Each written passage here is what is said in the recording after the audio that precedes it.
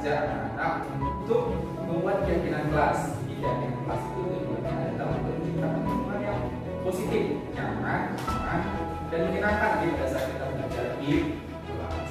Tentunya kan anak-anak pernah mendengar istilah peraturan kelas atau peraturan sekolah ya? Ada yang tahu kira-kira seperti apa? Ya, silakan Pak. Tidak boleh rambut panjang. Tidak boleh rambut panjang. Ada lagi yang lain? Tidak boleh membuang sampah.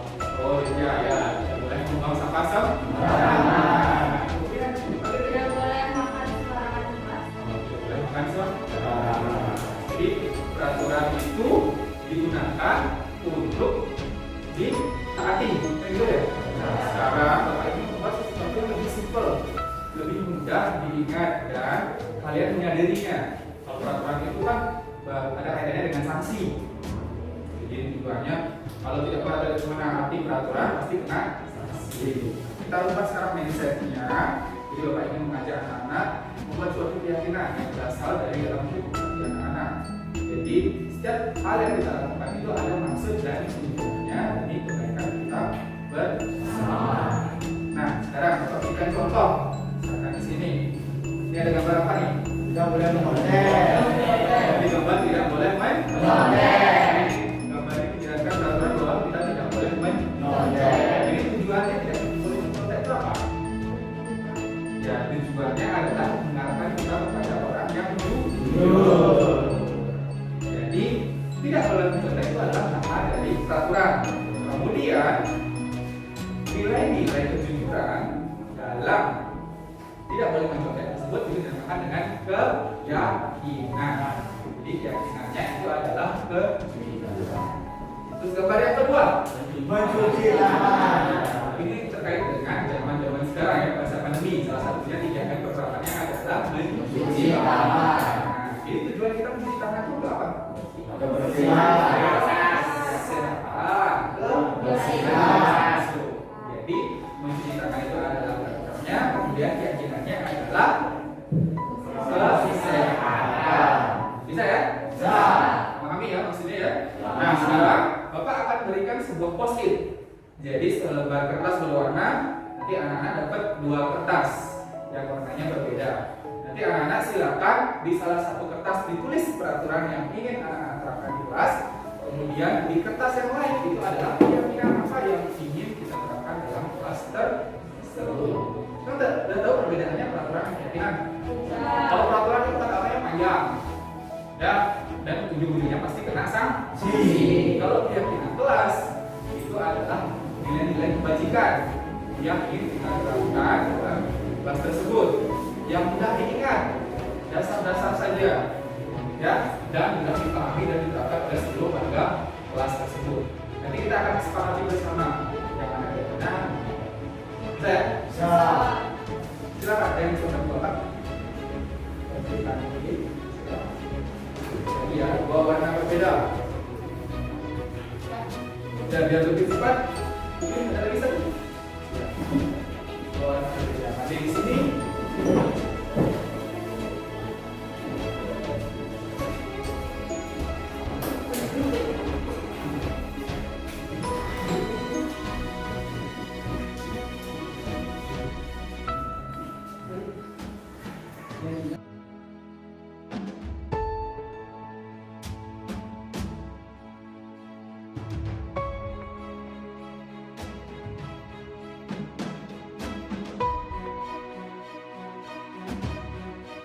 Nah, jadi kita sudah membuat tadi peraturan, yang mana keyakinan. Sekarang kita akan bahas bersama dan kita sepakati yang mana akan kita terapkan nanti di lingkungan kelas kita.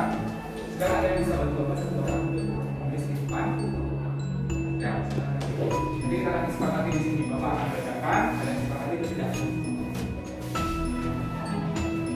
Kita lihat dari yang pertama ya, peraturannya ya. Peraturannya dilarang membuang sampah di kelas. Benar ya? Nah, keyakinannya kalau kita lihat di sini berarti kalau dilarang membuang sampah di kelas ini keyakinannya adalah menjaga kebersihan. Oke, silakan nanti ditulis kebersihan. Lalu kita lihat. Ini sudah Bapak.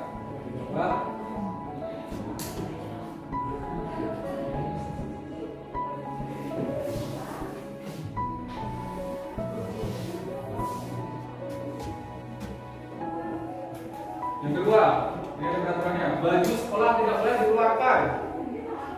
Oke, tidak boleh dikeluarkan ya. Kalau putri boleh karena dia memang apa namanya? Pakaiannya seperti itu, jadi ada kantong luarnya. Kalau putra kan kantongnya di atas, kalau putri kan kantongnya di bawah. Jadi kalau putri otomatis dikeluarkan, kalau putra baru dimasukkan. Ini khusus untuk putra. Jadi berarti ini kaitannya kalau peraturannya tidak boleh di bajunya dikeluarkan, itu keyakinannya adalah Kerapian. kerapian. Di sini ada kan? Rapi, mana ya? Disiplin semua nih. Disiplin, kerapian, tidak ada ya? Oke, bisa ditulis saja ya. Kerapian.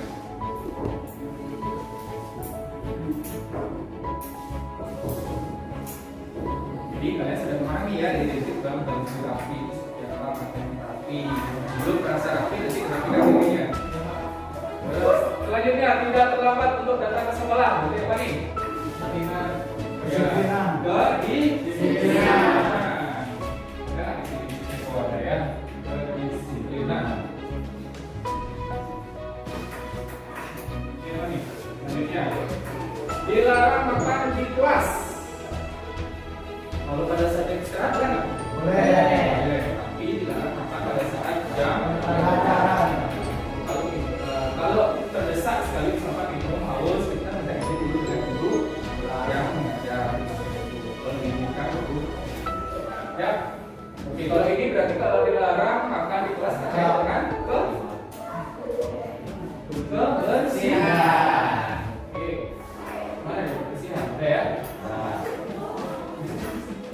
Udah ya? Udah ada kebersihan. Oke, satu lagi. Selanjutnya ada buku tidak boleh panjang. Betul ya? Betul. Anak sekarang di sini adalah anak muda yang identik dengan masak-masak. Jaga stimulasi kebersihan kalian. Ya, kalau ada yang bukunya panjang, tolong dirapikan.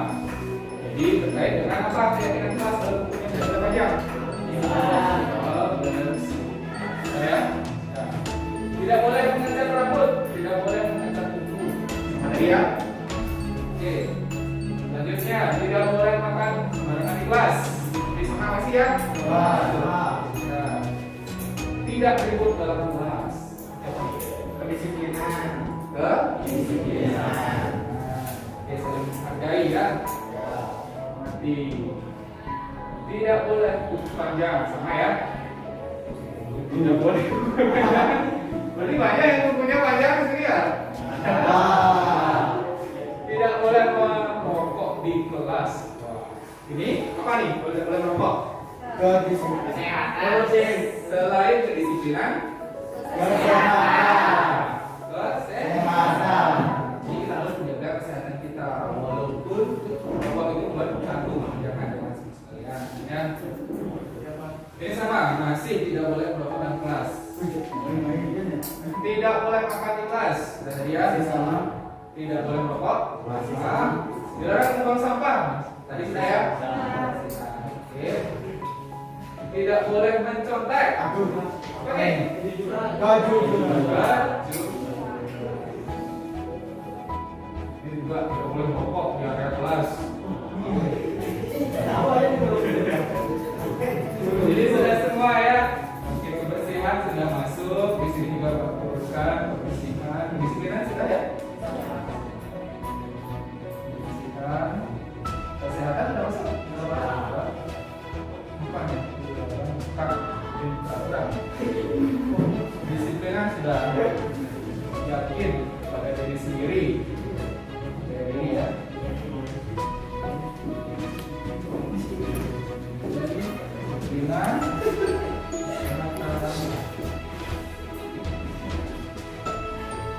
Nah, kira-kira ada yang masih belum disebutkan dari keyakinan? Oke, kita kebersihan sudah masuk semua tadi. Perhatian, kedisiplinan, kesehatan, kira-kira apa lagi? Ketertiban, itu sebenarnya disiplin, sama ya. Kalau satu orang ngomong, yang lain boleh ngomong nggak? Nah, harusnya kalau satu ngomong, yang lain? Bukan dia. Mendengarkan. Gitu ya. Satu berbicara, yang lain mendengarkan. Itu salah satu peraturan. Kalau keyakinannya kira-kira apa? Bang, hormati. Jadi kita juga harus bisa disini membuat keyakinan saling menghormati satu berbicara yang mendengarkan. Ya,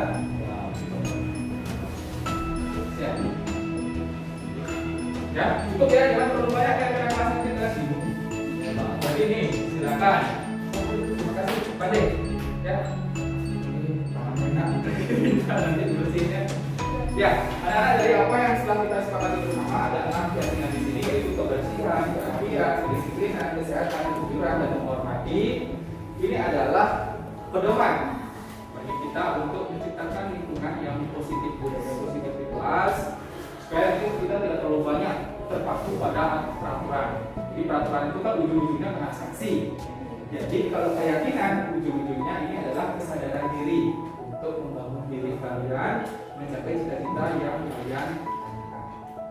Ya, nah kepada pengurus kelas nanti Bapak harap di sini bisa dibuatkan sebuah poster nanti dipajang di kelas supaya kita bisa mengingat keyakinan-keyakinan apa saja yang telah kita sepakati bersama. Bisa ya? Bisa. Oke, baik. Terima kasih anak-anak. Jadi untuk pertemuan hari ini kita cukupkan sampai di sini untuk keyakinan kelasnya.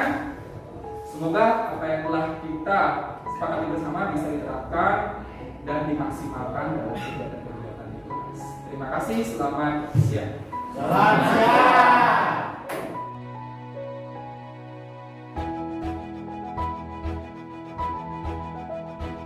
Om Swastiastu. Selamat pagi, perkenalkan saya Pandi. Saya akan menyampaikan kesan dan pesan saya terkait kegiatan penyusunan keyakinan kelas. Kesan dan pesan saya sangat baik dan kami merasa aman. Sebagai siswa, ketika ada kegiatan penyusunan keyakinan kelas tersebut, kami jauh merasa lebih lega dan yakin kami akan dapat mewujudkan keyakinan tersebut, seperti kebersihan, kedisiplinan, dan lain sebagainya.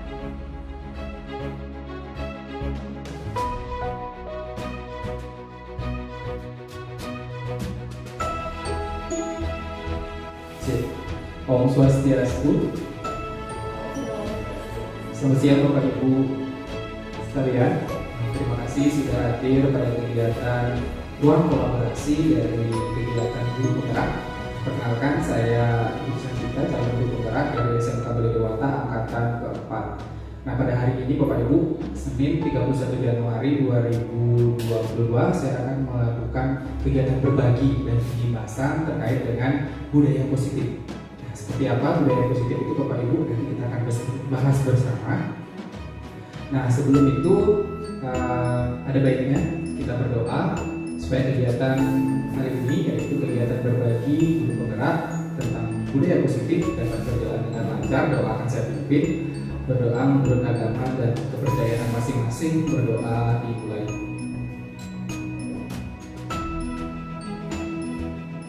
Berdoa selesai. Baik Bapak Ibu guru hebat, tentunya kita patut bersyukur bisa diberikan kesempatan pada hari ini bisa berkumpul pada ruangan ini. Saya ucapkan terima kasih Bapak Ibu sudah berkenan meluangkan waktunya hadir di ruangan ini pada kegiatan kolaborasi guru penggerak, dan besar harapan kita nantinya saya dan Bapak Ibu yang ada di ruangan ini bisa berkolaborasi ke depannya bagaimana kita mewujudkan konsep Merdeka Belajar sehingga bisa menciptakan lulusan profil belajar Pancasila. Nah, adapun tujuan kolaborasi kita kegiatan hari ini itu adalah memahami konsep-konsep inti dari budaya positif, Bapak Ibu. Baik, Bapak Ibu, sebelum kita masuk ke materi inti, jadi kita sepakati dulu kesepakatan bersama kita dalam kegiatan kolaborasi hari ini supaya kegiatannya dapat berjalan dengan baik dan lancar. Bapak Ibu bisa membaca slide depan nih. Nah, kira-kira ada tambahan nggak untuk kesepakatan kita bersama supaya nanti di kegiatan ini dapat berjalan dengan baik dan lancar? Yang pertama itu kesepakatan adalah menghargai sesama calon guru penggerak CGP singkatannya Bapak Ibu dan rekan kerja. Tentunya Bapak Ibu dan rekan kerja di sini ya. Kemudian yang satu berbicara, semuanya mendengarkan. Kemudian yang ketiga tepat waktu kita mulainya dan kita akhiri juga tepat waktu nanti sementara. Kemudian berpartisipasi aktif dan tentunya bahagia Bapak Ibu dalam kegiatan ini dan fokus pada sesi belajar. Ada tambahan? Jadi Bapak Ibu cukup. Baik, terima kasih Bapak Ibu. Kita akan langsung masuk ke materi. Jadi pada kesempatan ini saya selaku calon guru penggerak ingin menyampaikan konsep-konsep inti dalam modul budaya positif yang telah saya dapat pada kegiatan lokakarya guru penggerak angkatan keempat Bapak Ibu. Jadi tentunya Bapak Ibu pernah mendengar istilah budaya positif Bapak Ibu ya. Jadi budaya positif itu adalah suatu kegiatan atau tindakan yang dilakukan secara terbiasa atau kebiasaan. Yang tujuannya adalah untuk menciptakan lingkungan yang positif Bapak Ibu. Lingkungan positif ini itu maksudnya adalah lingkungan yang aman, nyaman, dan menyenangkan. Nah, Bapak Ibu, jadi di budaya positif ini ada hal-hal yang perlu kita ketahui sebelumnya. Nah, hal-hal apa saja yang harus kita lakukan atau ketahui supaya kita bisa menciptakan budaya positif? Paling terkecil adalah di tempat kita mengajar, yaitu lingkungan kelas.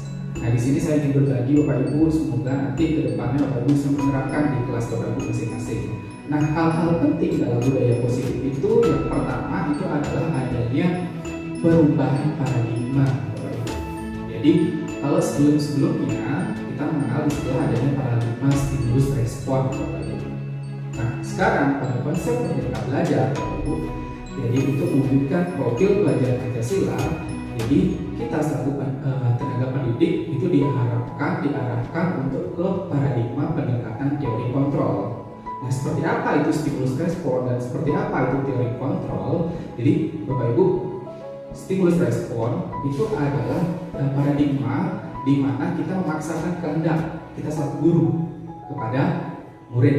Jadi kita menganggap semua hal itu adalah sama. Kemudian stimulus respon itu adalah jika kita gagal melakukan rujukan kepada siswa, kita akan melakukan pemaksaan. Itu namanya stimulus respon. Kemudian kalau dia teori kontrol Bapak Ibu, jadi teori kontrol itu adalah paradigma di mana kita menganggap jadi setiap orang itu memiliki tujuan yang berbeda-beda. Kemudian pendekatan itu adalah pilihan untuk menyelesaikan permasalahan.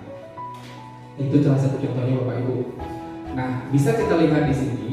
Jadi menurut Stephen R. Covey, ya, beliau mengatakan bahwa silakan Bu Sari baru datang. Kita sudah baru mulai di paradigma, bukan paradigma. Silakan Bu di depan saja.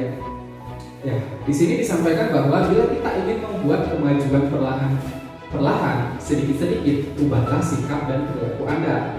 Namun, bila kita ingin memperbaiki cara-cara utama kita, maka kita perlu mengubah kerangka acuan kita. Ubahlah bagaimana kita melihat dunia ini, bagaimana kita berpikir tentang manusia. Ubahlah paradigma kita, skema pemahaman dan penjelasan aspek-aspek tertentu tentang realita. Jadi kita sekarang berusaha bagaimana kita merubah mindset kita, bahwa kita mengenal karakter setiap siswa itu berbeda-beda. Jangan disamakan cara pembentukan karakternya. Jadi bagaimana kita sekarang menganalisis karakter dan kebutuhan dari masing-masing siswa itu berbeda-beda. Jadi cara juga kita menanganinya pun berbeda-beda. Jadi perubahan paradigma. Kemudian yang kedua, ini ada konsep disiplin positif dan motivasi. Ketika Bapak Ibu pernah mendengar kata disiplin ya? Ya, disiplin. Nah, disiplin itu pasti ada kaitannya dengan peraturan, ya, peraturan kelas, dan pasti dikaitkan dengan istilah yang adanya namanya sanksi atau konsekuensi. Itulah disiplin. Nah, sekarang di sini ada konsep disiplin positif. Itu adalah hal yang perlu diperhatikan dalam membentuk budaya positif, Bapak Ibu. Mari kita lihat bersama makna disiplin dari budaya kita di Indonesia. Jadi disiplin ini dimaknai sebagai sesuatu yang dilakukan oleh seseorang kepada orang lain untuk mendapatkan kepatuhan. Nah, kita cenderung menghubungkan kata disiplin ini dengan ketidaknyamanan. Kalau kita melanggar disiplin pasti ada sanksi. Itu salah satu contohnya yang ketidaknyamanan. Nah, ini yang ingin diperbaiki di konsep kita selaku tenaga pendidik kedepannya nanti supaya tercipta konsep merdeka belajar. Nah, Bapak, pendidikan kita Ki Hajar Dewantara menyatakan bahwa di mana ada kemerdekaan, disitulah harus ada disiplin yang kuat. Nah, sungguh pun disiplin itu bersifat self disiplin atau disiplin dari diri kita, yaitu kita sendiri yang mewajibkan kita dengan sekeras-kerasnya. Tetapi itu sama saja, sebab jikalau kita tidak cakap melakukan self disiplin atau disiplin terhadap diri kita, wajiblah penguasa lain mendisiplinkan diri kita. Jadi kalau kita ingin mencapai sesuatu tujuan, maka kita harus mulai dari diri kita. Disiplinkanlah diri kita sendiri. Kalau kita tidak bisa mendisiplinkan diri kita sendiri, maka orang lain atau penguasa lain berhak untuk mendisiplinkan diri kita supaya tujuan tersebut tercapai. Lebih seperti itu artinya Bapak Ibu. Nah, di sana tertera kata merdeka Bapak Ibu dari pernyataan Ki Hajar Dewantara. Merdeka yang dimaksud di sini dari Bapak Ki Hajar Dewantara menurut bahasa Jawa, merdeka itu artinya tidak hanya terlepas dari perintah, akan tetapi juga cakap membuat memerintah diri sendiri. Jadi merdeka itu tidak terlepas dari tuntutan peraturan, tetapi kita sendiri juga harus bisa memerintah diri kita sendiri mau ke arah mana kita ke depannya untuk mencapai tujuan kita tersebut. Itu makna dari disiplin positif. Saya lanjutkan deh untuk keyakinan kelas.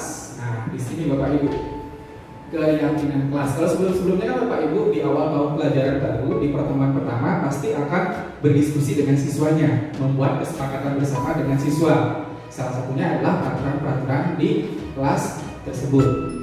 Ketika kita membuat peraturan, pasti ujung-ujungnya adalah sanksi kalau dia anak tersebut melanggar peraturan tersebut. Nah, inilah suatu konotasi atau kata yang kurang tepat, Bapak Ibu. Kalau kita membuat peraturan ada ujungnya ada sanksi, itu sifatnya pemaksaan. Nah, sekarang untuk konsep merdeka belajar kita diarahkan adalah bagaimana membangun diri peserta didik itu yang berasal dari dalam diri mereka, yaitu melalui keyakinan kelas. Kenapa keyakinan kelas, Bapak Ibu? Saya berikan salah satu contoh. Mengapa kita memiliki peraturan wajib memakai helm pada saat berkendara? Ada yang bisa jawab? Oke, Pak Sebagai melindungi kepala. Tujuan untuk melindungi kepalanya adalah biar aman, keamanan, keselamatan. Itu tujuannya. Terus pada saat masa pandemi ini, mengapa kita diberikan peraturan 3M? Memakai masker, mencuci tangan, menjaga jarak. Ya, saya kebetulan di sini tidak memakai masker, Bapak Ibu, mohon maaf karena sedang berbicara. Saya juga sudah divaksin. Mengapa Bapak Ibu? Kalau kita diberikan peraturan untuk mencuci tangan, menjaga jarak dan memakai masker, tujuannya untuk apa? Untuk terhindar dari COVID-19 supaya kita sehat, ya.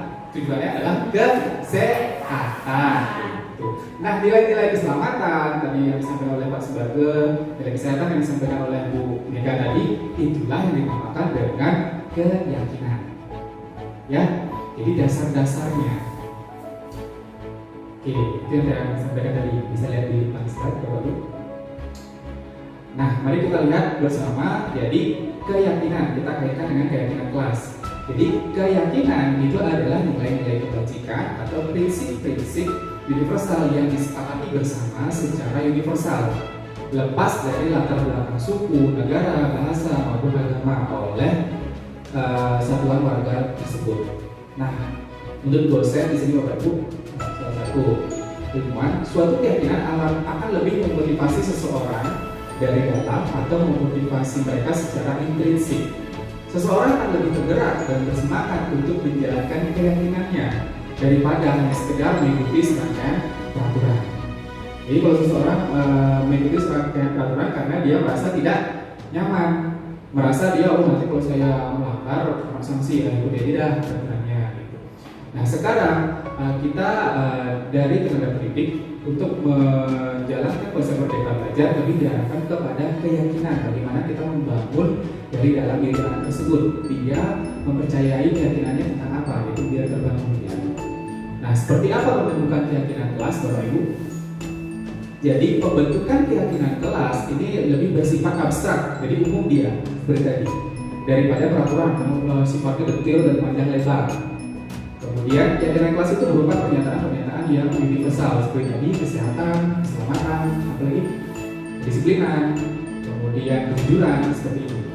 Kemudian pernyataan keyakinan kelas senantiasa dibuat dalam bentuk yang positif.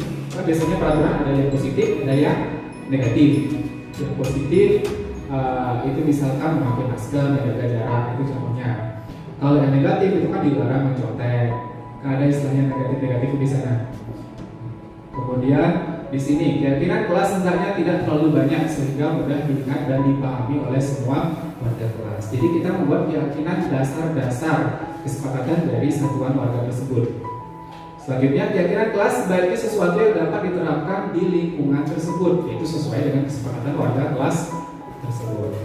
Semua warga kelas hendaknya ikut berkontribusi dalam membuat keyakinan kelas lewat kegiatan curah pendapat. Jadi kita tidak boleh selaku guru langsung, anak-anak ini peraturan kelas keyakinan kelas kalian harap diikuti, kan seperti itu. Jadi kita bangun, jadi curah pendapat dari masing-masing anak-anak kira-kira apa keyakinan kelas yang akan dianut oleh kelas tersebut supaya kegiatan pembelajaran dapat berjalan dengan lancar.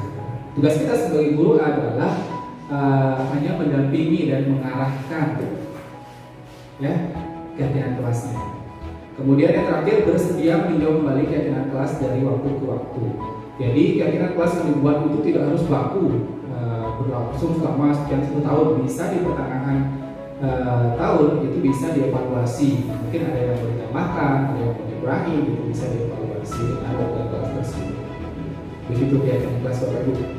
Nah, selanjutnya hal keempat yang perlu diperhatikan dalam menciptakan budaya positif Bapak Ibu, itu adalah 5 kebutuhan dasar manusia. Setiap manusia pasti memiliki kebutuhan kan? Nah, di sini secara umum sudah dirangkum ada 5 kebutuhan dasar manusia Bapak Ibu. Yang pertama itu adalah kebutuhan untuk bertahan hidup atau survival.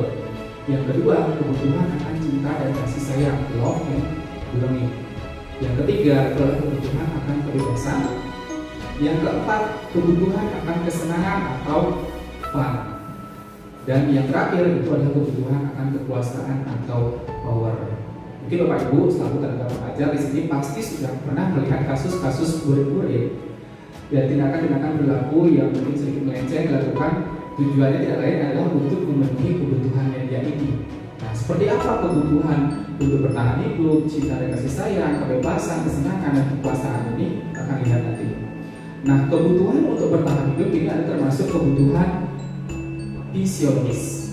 Fisiologis itu adalah berkaitan dengan kelangsungan hidupnya. Kalau dia tidak memenuhi kebutuhan ini, dia tidak akan bisa hidup. Kemudian sisanya cinta, kasih sayang, kebebasan dan kesenangan dan kekuasaan ini termasuk kebutuhan psikologis, mental dan karakternya kita lakunya dia.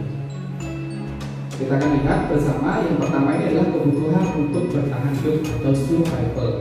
Nah, kebutuhan untuk bertahan hidup atau survival itu adalah kebutuhan yang bersifat fisiologis yang saya sampaikan tadi. Salah satu contohnya adalah kesehatan, rumah, dan makanan. Kalau dia tidak sehat, berarti dia tidak akan bisa hidup lama, Bapak Ibu. Bisa kesakitan dia. Rumah itu kan seperti yang dibilang dalam pembelajaran adalah kebutuhan pokok, ya, tempat dia tinggal. Kemudian makanan dan minuman. Tanpa makan dan minum, niscaya dia bisa hidup bertahan lama. Nah, di samping itu, ini tentang seks sebagai bagian dari proses reproduksi termasuk kebutuhan untuk tetap bertahan hidup. Tujuannya adalah memperoleh keturunan biar ada yang melanjutkan dari keturunannya dia. Demikian Bapak Ibu. Nah, misalkan saya ini punya contoh. Jika Bapak Ibu selaku wali kelas atau guru, misalkan ada siswanya yang bermasalah di kelas, misalkan namanya Doni.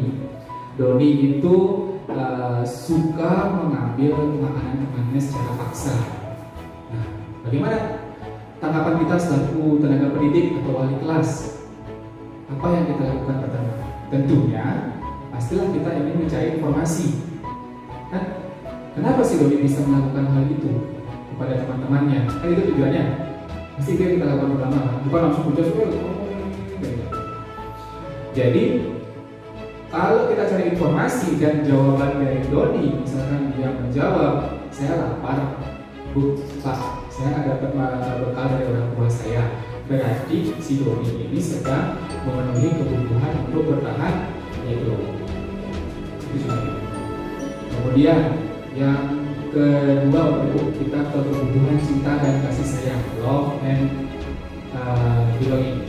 Jadi kebutuhan ini ada 3 kebutuhan berikutnya, termasuk kebutuhan psikologis seperti yang saya sampaikan tadi. Jadi kebutuhan untuk mencintai dan memiliki meliputi kebutuhan akan hubungan dan koneksi sosial. Jadi kebutuhan untuk memberi dan menerima kasih sayang dan kebutuhan untuk merasa menjadi bagian dari satu kelompok. Kebutuhan ini juga meliputi keinginan untuk tetap terhubung dengan orang lain seperti teman, keluarga, pasangan hidup, teman kerja, pihak-pihakan, dan kelompok di mana kita bergabung.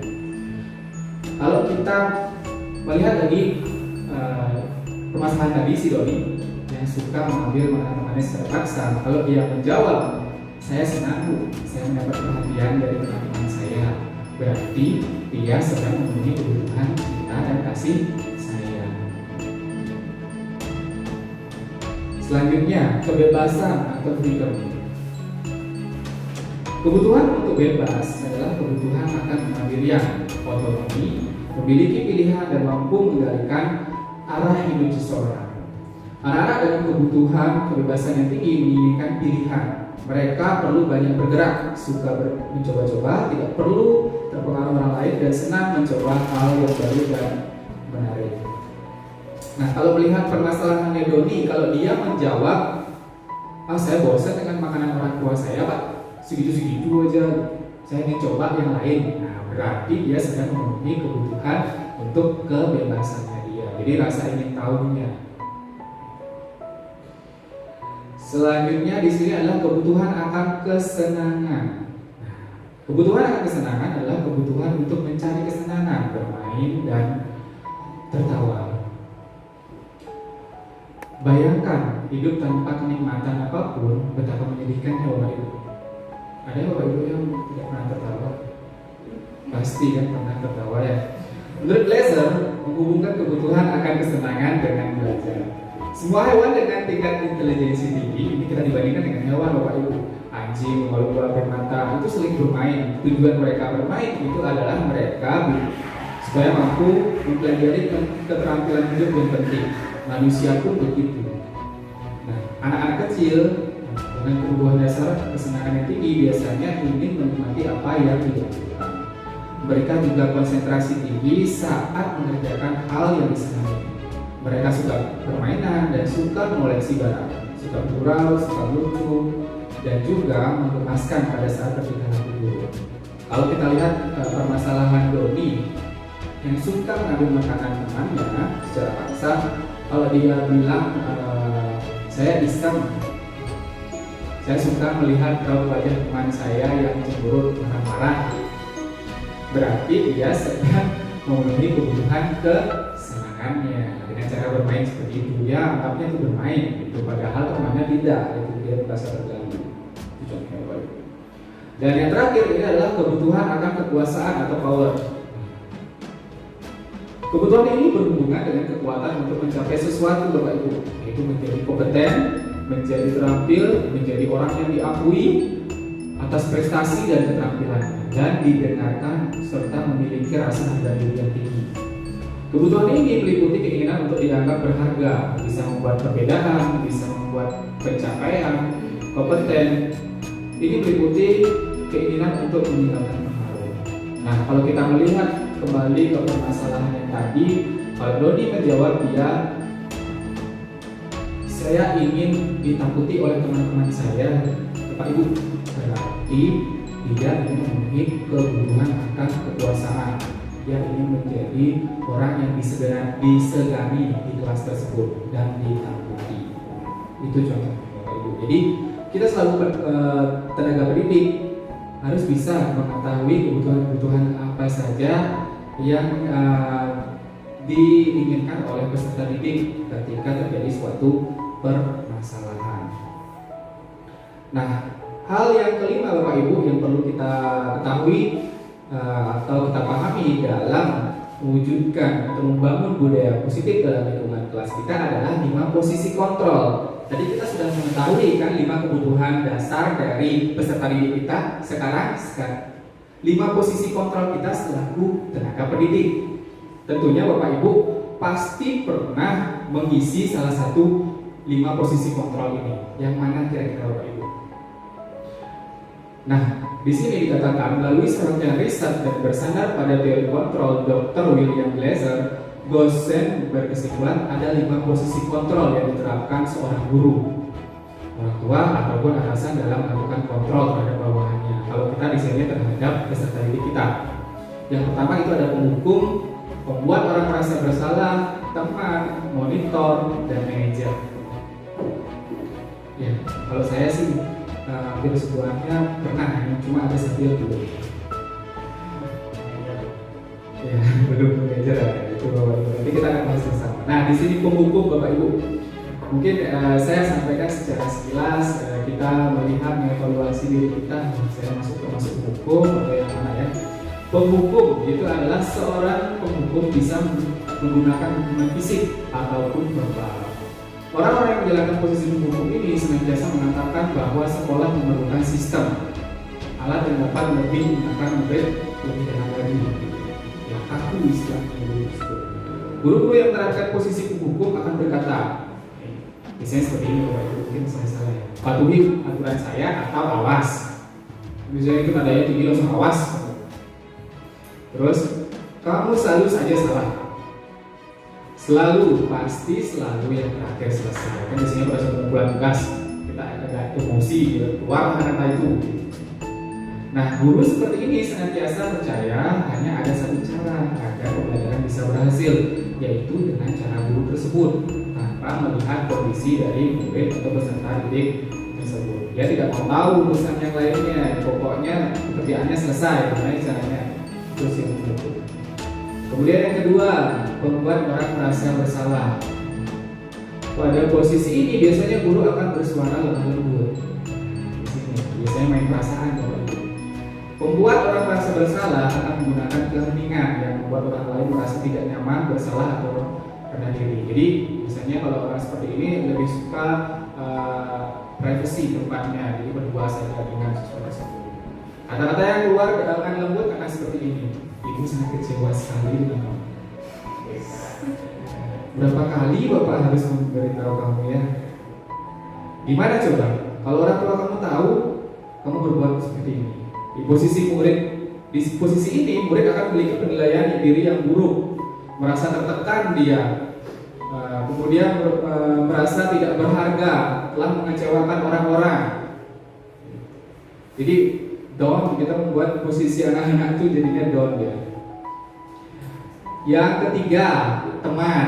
Pasti Bapak Ibu pernah menjadi teman dengan muridnya atau melihat guru yang lain. Nah, seperti ini. Jadi guru pada posisi ini tidak akan menyakiti murid, namun akan tetap berupaya mengontrol murid dengan persuasi, dengan gayanya sendiri. Ya, posisi teman pada guru bisa negatif atau positif. Nah, kita ambil hal positifnya dulu Bapak Ibu. Jadi positif di sini itu maksudnya adalah berupa hubungan baik yang terjalin antara guru dan murid. Guru di posisi teman menggunakan hubungan baik dan humor untuk mempengaruhi seseorang. Biasanya sih mereka sering berkata seperti ini, ayo bantulah Bapak ya. Itu contohnya. Ayo, ingat tidak bantuan Bapak selama ini, jadi kita mungkin bantuan kita ke murid tersebut. Ya sudahlah, kali ini tidak apa-apa, nanti Ibu bantu bereskan. Ya itu positifnya. Nah, hal negatifnya dari posisi teman ini, bila suatu waktu kita selaku guru tidak membantu murid tersebut, maka murid tersebut akan merasa kecewa dan berkata, saya pikir Bapak atau Ibu adalah teman saya. Kemudian murid itu merasa dikecewakan dan tidak mau lagi berurusan dengan kita, tidak mau berusaha lagi ketika kita menyampaikan sesuatu. Hal negatif lainnya yang mungkin timbul adalah murid itu hanya akan bertindak jika guru yang dianggap teman itu saja yang menyampaikan sesuatu. Kalau guru lain yang menyampaikan sesuatu, dia acuh-acuh. Biasanya dia ini hal negatifnya. Seperti itu Bapak. Kemudian posisi kita Yang keempat ini adalah monitor atau pemantau. Nah, di sini pemantau ini biasanya dia hitung-hitungan dulunya. Memonitor berarti mengawasi. Jadi dia pakai standar tertentu, tabel checklist. Pada saat kita mengawasi, kita bertanggung jawab atas perilaku orang-orang yang kita awasi. Posisi pemantau berdasarkan pada peraturan-peraturan dan konsekuensi, jadi kita sesuai dengan ketentuan yang berlaku. Dengan menggunakan sanksi atau konsekuensi, kita dapat memisahkan hubungan pribadi dengan hal tersebut. Nah, pertanyaan yang sering diajukan oleh si pemantau atau monitor ini adalah peraturannya apa, nak? Apa yang telah kamu lakukan? Sanksi atau konsekuensinya apa? Jadi biasanya berkaitan dengan peraturan yang ada sanksi. Nah, seorang pemantau sangat mengandalkan perhitungan. Nah, di sini dia pakai tabel, tabel observasi biasanya. Kemudian catatan, data yang dapat digunakan sebagai bukti atas perilaku seseorang. Punya bukti fisik dia. Nah, posisi ini akan menggunakan stiker, strip catatan, daftar cek. Posisi monitor ini sendiri berawal dari teori stimulus respon yang menunjukkan tanggung jawab guru dalam mengontrol murid. Ya, jadi dia mengontrol muridnya supaya tidak melakukan hal-hal yang negatif. Nah, di sini posisi yang terakhir Bapak Ibu itu adalah posisi manajer. Nah, ini posisi yang mungkin sebelum-sebelumnya saya belum pernah juga mengalami atau melakukan posisi guru sebagai seorang manajer. Setelah saya mendapatkan karya terkait dengan budaya positif, ternyata untuk menciptakan merdeka belajar dan memperoleh lulusan dengan profil pelajar Pancasila, peran kita selaku guru adalah di posisi ini Bapak Ibu, yaitu sebagai manajer. Sebelumnya kan ada tugas menjadinya. Di sini manajer itu adalah posisi mentor, di mana guru berbuat sesuatu bersama dengan murid. Mempersilahkan murid untuk mempertanggungjawabkan perilakunya, mendukung murid agar dapat menemukan solusi atas permasalahannya sendiri. Nah, seorang manajer telah memiliki keterampilan di posisi teman maupun pemantau. Jadi suatu waktu seorang manajer itu bisa kembali ke posisi teman atau posisi pemantau dalam relasi positif. Namun, bila kita menginginkan murid-murid kita menjadi manusia yang merdeka, mandiri, dan bertanggung jawab, maka kita perlu mengacu pada posisi ini dan melaksanakan restitusi Bapak Ibu. Jadi restitusi itu seperti apa? Berbeda dia dengan istilahnya konsekuensi dan sanksi. Nanti kita akan bahas Bapak Ibu. Nah, adapun hal-hal yang bisa dikatakan seorang manajer di sini itu adalah apa yang kita yakini, yaitu berkaitan dengan keyakinan kelas yang sudah dibuat. Terus, apakah kamu meyakininya? Jika kamu meyakininya, apakah kamu bersedia memperbaikinya? Apa rencana kamu untuk memperbaiki hal ini? Inilah kata-kata yang ingin dirubah atau kita rubah mindset kita selalu tenaga pendidik ke depannya, supaya kita tidak terlalu menjudge murid saja. Jadi biarkanlah dia menemukan permasalahannya dia dan memperbaikinya, supaya kedepannya kalau dia menghadapi permasalahan seperti ini tahu bagaimana penyelesaiannya. Nah, tugas seorang manajer bukan untuk mengatur perilaku seseorang. Jadi tugas kita selaku guru itu adalah membimbing murid untuk dapat mengatur dirinya sendiri. Seorang manajer bukannya memisahkan murid dari kelompoknya, tapi kita mengembalikan murid tersebut kepada kelompoknya dengan lebih baik dan kuat. Baik Bapak Ibu, jadi demikian 5 posisi kontrol kita selaku guru yang bisa nanti kita terapkan dalam kegiatan di ruang kelas ataupun di sekolah. Nah, selanjutnya Bapak Ibu, tadi saya menyampaikan istilah restitusi. Nah, inilah restitusi Bapak Ibu. Jadi restitusi itu adalah proses menciptakan kondisi bagi murid untuk memperbaiki kesalahan mereka, sehingga mereka bisa kembali pada kelompok mereka dengan karakter yang lebih baik. Jadi ada juga restitusi adalah proses kolaboratif yang mengajarkan murid untuk mencari solusi atas masalah mereka sendiri dan membantu murid berpikir tentang orang seperti apa yang mereka inginkan dan bagaimana mereka harus memperlakukan orang lain.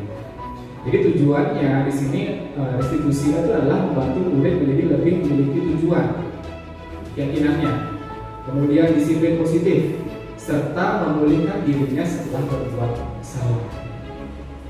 Penekanannya bukanlah pada bagaimana berperilaku untuk menyenangkan orang lain atau menghindari ketidaknyamanan, namun tujuannya adalah menjadi orang yang menghargai nilai-nilai kebajikan yang mereka percayai atau yakini. Sebelumnya kita telah belajar tentang teori kontrol, kan? Bahwa pada dasarnya kita ini memiliki motivasi dalam diri kita sendiri. Jadi itu yang ingin dibangun, bukan motivasi dari eksternal. Kalau motivasi dari eksternal biasanya dia kaitannya dengan ketidaknyamanan. Kalau motivasi dari internal, dia akan memiliki tujuan nanti ke depannya mau kemana. Nah, adapun ciri-ciri restitusi yang membedakannya dengan program disiplin lainnya di sini itu adalah restitusi itu bukan untuk menebus kesalahan, namun untuk belajar dari kesalahan. Kemudian yang kedua, restitusi itu memperbaiki hubungan. Dan yang ketiga, restitusi itu adalah tawaran bukan paksaan. Kamu maunya di mana? Tapi tetap kita mengatakan hal yang positif. Restitusi itu menuntut untuk melihat ke dalam diri anak tersebut. Dia meyakini hal apa, itu yang kita bangkitkan. Kemudian restitusi mencari kebutuhan dasar yang mendasari tindakan tersebut. Jadi kebutuhan dasar anak itu kan ada 5 tadi. Kebutuhan dasar apa yang mendasari tindakan dari anak tersebut sehingga dia bisa melakukan. Kemudian restitusi diri itu adalah cara yang paling baik saat ini Bapak Ibu bisa diterapkan untuk membangun karakter anak tersebut. Restitusi fokus pada karakter bukan tindakan. Kemudian restitusi itu tujuannya adalah menguatkan, bukan untuk menjatuhkan atau menghakimi. Restitusi itu fokus pada solusi, ya, mencari solusi bagaimana kedua belah pihak ketika terjadi permasalahan itu bisa menerima. Restitusi itu mengembalikan murid yang berbuat salah pada kelompoknya menjadi lebih baik dan kuat, supaya dia tidak seperti kasusnya pada membuat posisi kontrol kita membuat orang menjadi bersalah itu kan anak-anak merasa tertekan dia, ya, itu dia tidak akan menjadi lebih baik, malah dia menjadi dalam mentalnya. Seperti itu contohnya. Nah, selanjutnya di dalam restitusi ada 3 tahapan utama Bapak Ibu yang dikenal dengan istilah segitiga restitusi atau restitution triangle. Proses ini meliputi 3 tahap dan setiap tahapnya berdasarkan pada prinsip penting dari teori kontrol. Nah, seperti apa Bapak Ibu? Tahap yang pertama itu adalah menstabilkan identitas. Jadi yang berkaitan dengan teori kontrolnya adalah kita semua akan melakukan hal yang terbaik yang bisa kita lakukan. Kemudian tahap yang kedua itu adalah validasi tindakan yang salah. Itu adalah semua perilaku itu tentunya pasti memiliki alasan. Kemudian yang ketiga, menanyakan keyakinan. Jadi kalau kita sudah memiliki keyakinan, kita semua pastinya memiliki motivasi tersendiri dari internal dalam diri kita. Nah, inilah 3 konsep segitiga restitusi secara umum. Tentunya ketiga strategi tersebut direpresentasikan dalam 3 sisi segitiga restitusi. Nah, langkah-langkah ini tidak harus terus dilakukan Bapak Ibu dalam pelaksanaan restitusi.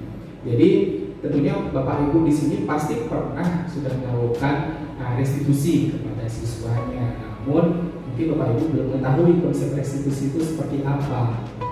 Nah, sekarang kita akan bahas bersama-sama seperti apa sih segitiga restitusi itu. Nah, secara umum Bapak Ibu gambarannya seperti ini segitiga restitusi. Jadi kalau dia menstabilkan identitas, biasanya pernyataan-pernyataan yang disampaikan dari seorang guru itu adalah bisa seperti yang di sana, salah satunya adalah kamu bukan satu-satunya yang pernah melakukan ini. Kemudian pada saat sisi yang kedua itu validasi tindakan yang salah, kamu tentu punya alasan kenapa melakukan itu. Dan sisi yang ketiga itu adalah menanyakan keyakinan. Keyakinan kelas apa yang telah kita sepakati? Nah, pada bagian menstabilkan identitas Bapak Ibu, di sini ada kata-kata yang mungkin Bapak Ibu pernah sampaikan ke siswanya. Nah, di sini anak mencoba untuk memenuhi kebutuhan dasarnya, namun pastilah ada benturan. Karena untuk memenuhi kebutuhan dasarnya tidak selalu hal positif yang bisa dilakukan, pasti pernah hal negatif untuk memenuhi kebutuhan dasar tersebut, Bapak Ibu. Kalau kita mengkritik dia, anak tersebut, maka kita akan tetap membuatnya dalam posisi gagal, Bapak Ibu.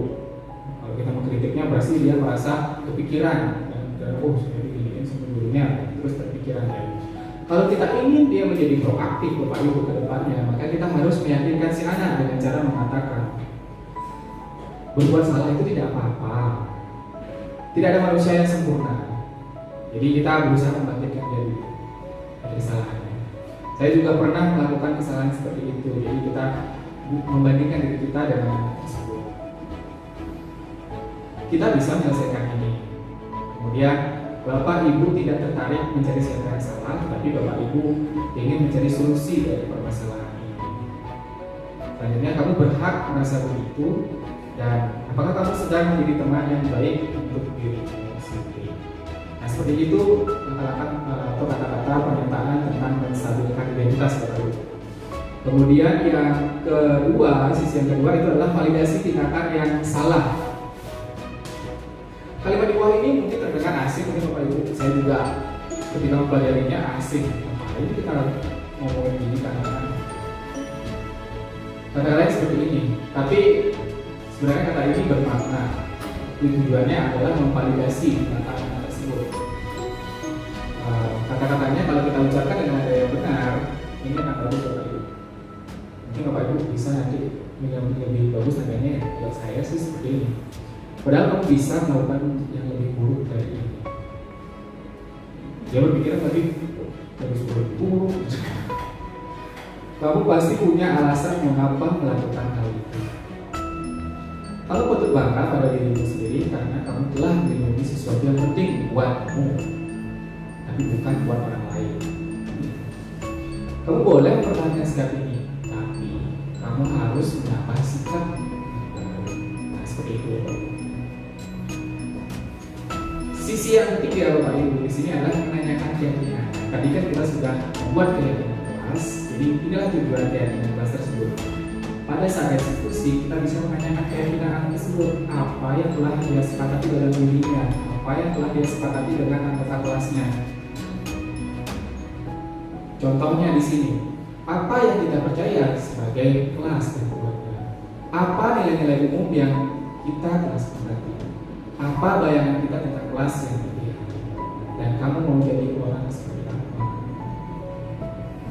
Jadi restitusi ini seperti yang tadi, tujuannya adalah bagaimana membangun anak tersebut supaya dia mampu menyadari kesalahannya sendiri dan mampu menyelesaikan permasalahannya sendiri tanpa paksaan dari orang lain.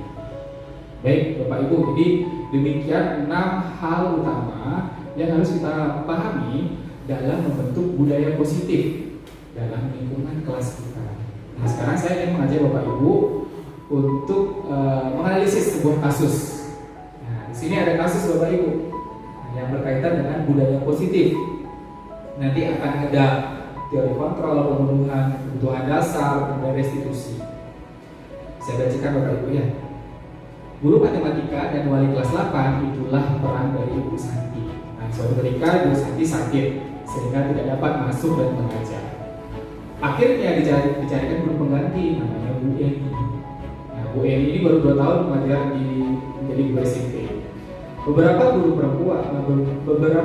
perempuan, Vivi dan Natali mengetahui hal ini dan mulai menggunakan kesempatan untuk bersikap seenaknya, yaitu tertawa dan tidak mengerjakan ajaran Ibu Eni. Ibu Eni ini mencoba mendekati kedua murid perempuan tersebut dan menegur mereka dengan halus, namun ketiganya tetap berlaku tidak pantas. Mereka tetap tidak mengerjakan tugas dan malah mengobrol. Pasti pernah Bapak Ibu dulu mengalami hal ini ya. Kalau saya sih pernah dulu waktu awal-awal mengajar. Jadi saya kebetulan menjadi guru pengganti juga baru pertama kali mengajar, yang pernah mengalami hal seperti ini yang dilakukan oleh beberapa murid. Nah keesokan harinya Ibu Santi memanggil Vivi dan Natali serta menanyakan tentang laporan Ibu Eni. Ibu Santi selaku wali kelas menanyakan apakah mereka bersedia melakukan restitusi. Vivi dan Natali sempat berdebat sedikit, namun pada akhirnya mengatakan akan meminta maaf. Ibu Santi menanggapi bahwa tindakan itu boleh saja dilakukan kalau mereka menginginkannya untuk dilakukan untuk memenuhi kebutuhannya begitu ya. Dan menanyakan kembali apakah mereka bisa melakukan restitusi. Baik Vivi maupun Natali mengakui bahwa perilaku mereka tidak sesuai dengan kelas anut atau ini.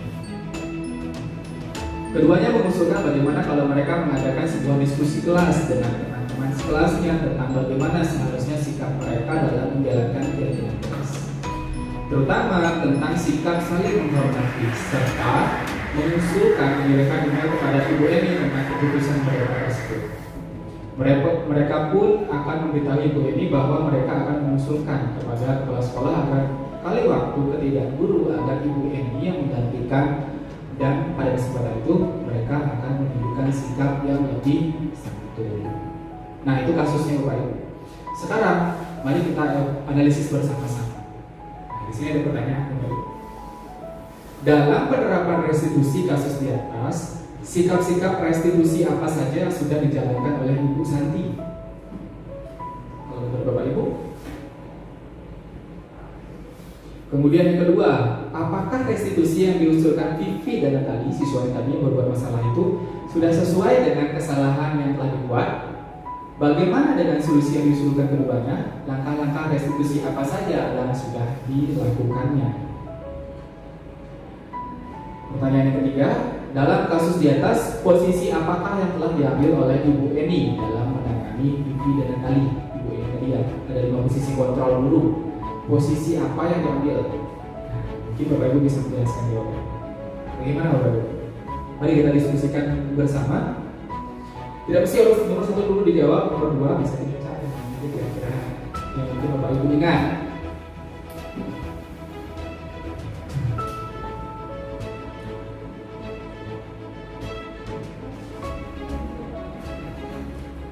Mungkin dari Pak Agus, kalau Pak Agus kira-kira mau menjawab yang mana?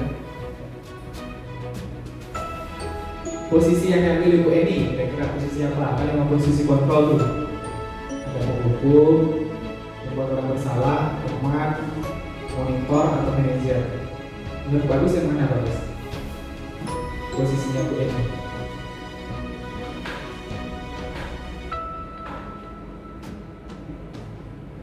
Sebagai apa Pak Agus?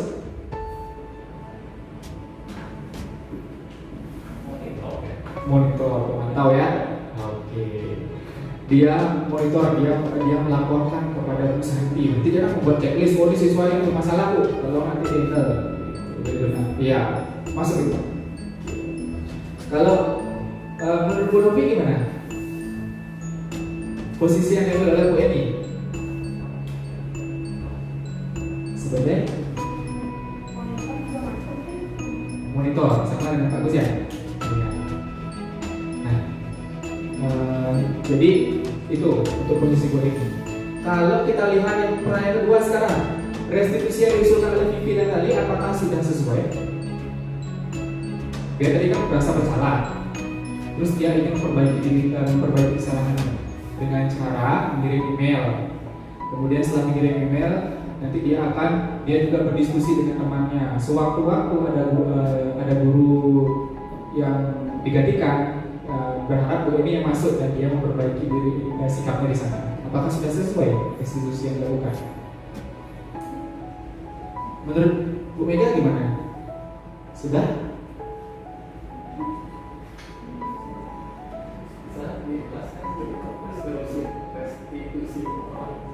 Tadi restitusi, jadi itu adalah suatu proses bagaimana kita mengarahkan siswa itu mampu menemukan jalan keluarnya sendiri dari permasalahan yang dihadapinya.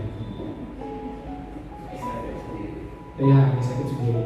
Sesuai, jadi masalah apa yang dia buat? Misalkan tidak itu kan dia bersenang gurau, tidak menyiraukan gurunya. Jadi dia mencari solusinya dengan cara meminta maaf. Kemudian yang kedua, suatu waktu ada guru pengganti dia minta Bu Eni dan memperbaiki sikapnya di sana. Apakah itu restitusi? Ya, restitusi ya. Oke. Nah, kalau misalkan saya punya contoh lagi yang lainnya, ada murid datang terlambat. Terus kita hukum dia di tiang bendera berdiri selama 15 menit. Apakah itu restitusi? Kenapa? Apa alasan?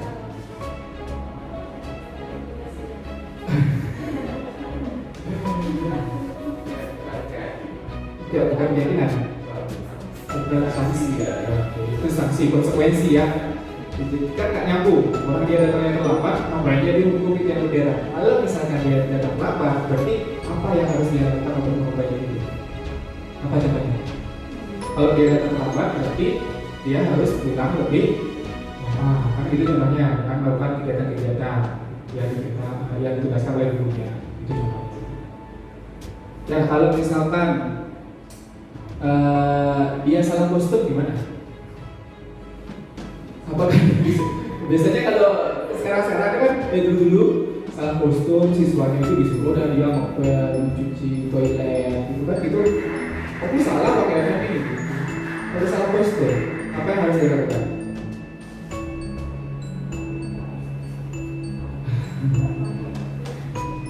Restitusi apa yang harus dilakukan oleh seorang siswa? Pulang ganti baju. Ya kalau rumahnya dekat, kalau rumahnya jauh, ya itu perlu kita diskusikan Bapak Ibu. Apakah kita membuat kesepakatan dengan siswa tersebut? Itu kalau misalkan besok begitu itu apa yang akan dilakukan oleh siswa itu. Nah kita akan jawab bersama-sama Bapak Ibu. Di sini sudah ada jawabannya terkait dengan analisis dan jawaban dari pertanyaan dari kasus yang dialami oleh Ibu Eni. Yang pertama, dalam penerapan restitusi kasus di atas, sikap restitusi yang telah dijalankan oleh Ibu Santi. Nah, jadi restitusinya ketiga-tiganya sudah dilakukan Bapak Ibu. Hal ini muncul dari kalimat-kalimat yang dalam kasus tersebut. Yang pertama adalah sikap validasi terhadap tindakan yang salah. Di mana di sini Ibu Santi memanggil Vivi dan Natali serta menanyakan tentang laporan Ibu Eni. Dia memanggilnya, jadi melakukan validasi kebenarannya. Kemudian Ibu Santi menanyakan apakah mereka bersedia melakukan restitusi. Jadi dia menanyakan di sana validasi terhadap tindakan yang salah. Kemudian yang kedua, sisi dari segitiga restitusi itu adalah menstabilkan identitas. Jadi Ibu Santi menanggapi bahwa tindakan itu boleh saja dilakukan kalau mereka ingin melakukannya dan menanyakan kembali. Jadi meyakinkan dia apakah itu benar dengan cara pernyataan seperti itu. Terus menanyakan keyakinan. Nah, di sini Ibu Santi apa yang mereka bisa lakukan dengan restitusi. Jadi keyakinan apa yang mereka anut sudah meyakini, sepakati dalam kelas tersebut untuk melakukan restitusi. Jadi salah satu keyakinan di sana adalah saling menghormati. Ya, jadi siapapun nanti yang masuk ke kelas, jadi kita tidak boleh acuh tak acuh. Jadi kita menghargai di sana. Itulah salah satu keyakinan kelas. Kemudian untuk permasalahan kedua, Bapak Ibu, nah di sini apakah restitusi yang diusulkan Vivi dan Natali sudah sesuai dengan kesalahan yang telah dibuat? Bagaimana solusi yang diusulkan keduanya? Langkah-langkah restitusi apa saja yang sudah dilakukan? Nah, tadi sudah dijawab oleh Bu Mega bahwa restitusi yang diusulkan sudah sesuai dengan kesalahan yang dilakukan, yaitu sudah muncul dari sisi-sisinya. Yang pertama adalah sisi menstabilkan identitas. Jadi baik Vivi maupun Natali mengakui bahwa perilaku mereka tidak sesuai dengan keyakinan kelas. Itu muncul di sana. Kemudian validasi tindakan yang salah. Keduanya mengusulkan kalau mereka mengadakan sebuah diskusi kelas dengan teman-teman sekelasnya tentang bagaimana seharusnya bersikap menghormati serta mengusulkan mengirim email kepada Ibu Eni tentang itu disampaikan tersebut. Nah, sisi yang ketiga itu menanyakan keyakinan. Mereka pun akan memberitahu Ibu Eni bahwa mereka akan diusulkan kepada kepala sekolah dan kali waktu ketiadaan guru agar Ibu Eni yang melakukan dan pada kesempatan itu mereka akan menunjukkan sikap yang lebih santun, yaitu menghormati. Dan yang ketiga tadi sudah dijawab oleh Agus. Nah ini dia Bapak Ibu. Dalam kasus di atas, posisi apakah yang telah diambil oleh Ibu Eni dalam menangani Vivi dan Natali? Tadi Bagus kan bilang monitor, memantau ya. Yang muncul di sini Bagus memantau. Hal ini terlihat dari Ibu Eni memberikan laporan. Ya, berarti kan tertulis di sana ada ke Ibu Santi atas tindakan Vivi dan Natali. Kemudian yang kedua, di sini si Ibu Eni ini juga berperan dalam posisi teman. Hal ini terlihat dari Ibu Eni mencoba mendekati mereka berdua dan menegur mereka dengan halus. Jadi nggak di depan kelas tegur dia, kamu gitu. Jadi dia didekati. Namun keduanya tetap berperilaku tidak panas. Ya, baik Bapak Ibu, jadi demikian kasusnya.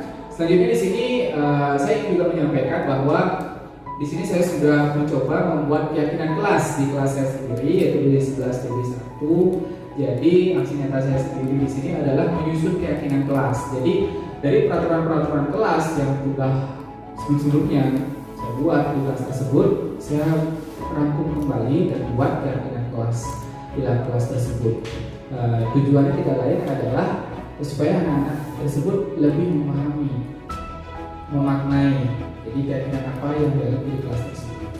Nah ini contohnya Bapak Ibu, jadi keyakinan kelas yang dialami di sini adalah kebersihan kelas, kemudian kedisiplinan dari segi waktu kehadiran seperti tadi misalkan kalau telat datang, ini berarti keyakinan adalah disiplin. Kemudian menghormati, jadi siapapun nanti yang ada di ruangan kelas kita harus menghormati dan menghargai.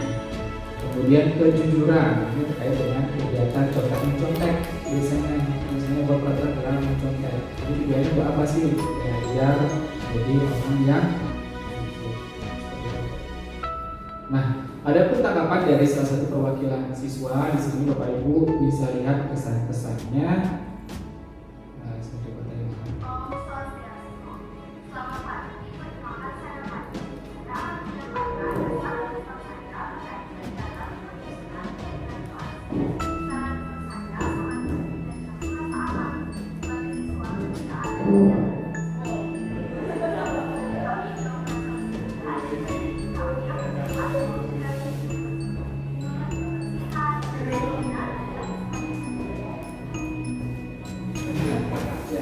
Bapak Ibu, ini salah satu testimoni atau pesan-pesan dari 12 siswa yang sudah menyusun keyakinan kelasnya.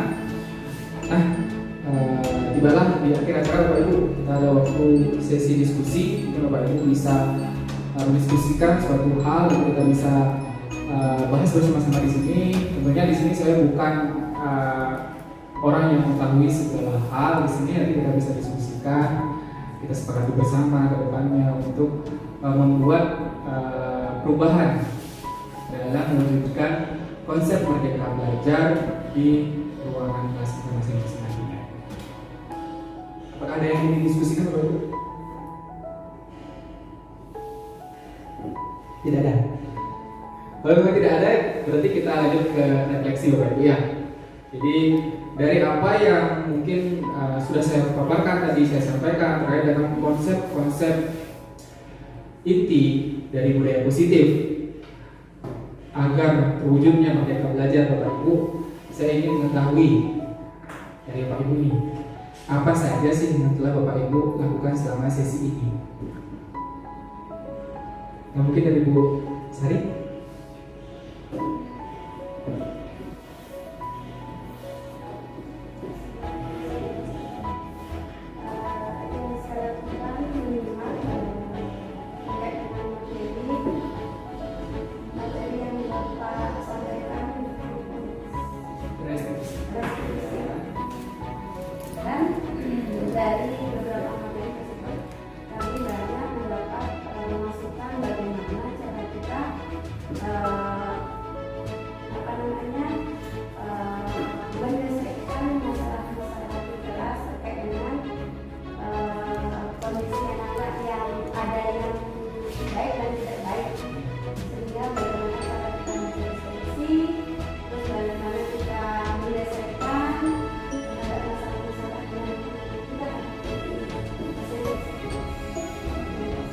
Baik, terima kasih Bu Sari.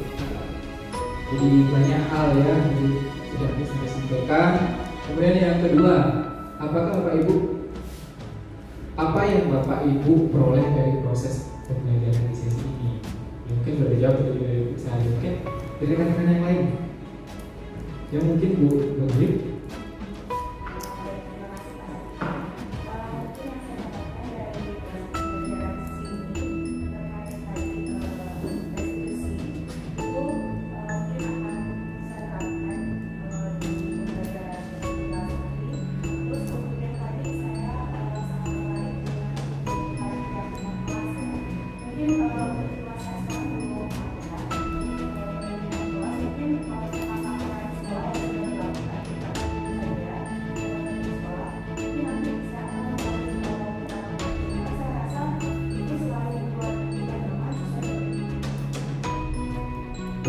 sih Bapak Ibu. Jadi seperti yang disampaikan oleh Ibu tadi, sekolah memang memiliki aturan, tapi aturan itu banyak sekali Bapak Ibu.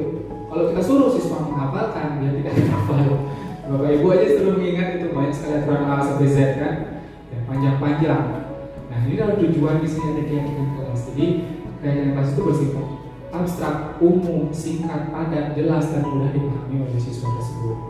Jadi kalau dia melanggar sesuatu atau melenceng dari keyakinannya, dia tidak mengingat, oh keyakinan saya seperti ini, harusnya saya melakukan ini untuk memperbaikinya. Seperti itu. Baik, terima kasih Bapak Ibu sudah mendengarkan tadi proses penyampaian informasi atau berbagi saya selaku calon guru penggerak konsep IT budaya positif supaya bisa mewujudkan merdeka belajar dan menghasilkan lulusan siswa dengan profil pelajar Pancasila. Nah, tibalah waktunya kita di sesi penutup Bapak Ibu. Refleksi sudah kita lakukan bersama dan kesimpulan juga. Terima kasih saya ucapkan kepada Bapak Ibu yang sudah hadir pada sesi kali ini. Tak lupa saya ucapkan permohonan maaf apabila tadi selama waktu sesi penyampaian materi atau berbagi yang saya lakukan ada kesalahan kata. Saya akhiri dengan Om Santi, Om Santi, Santi, Santi.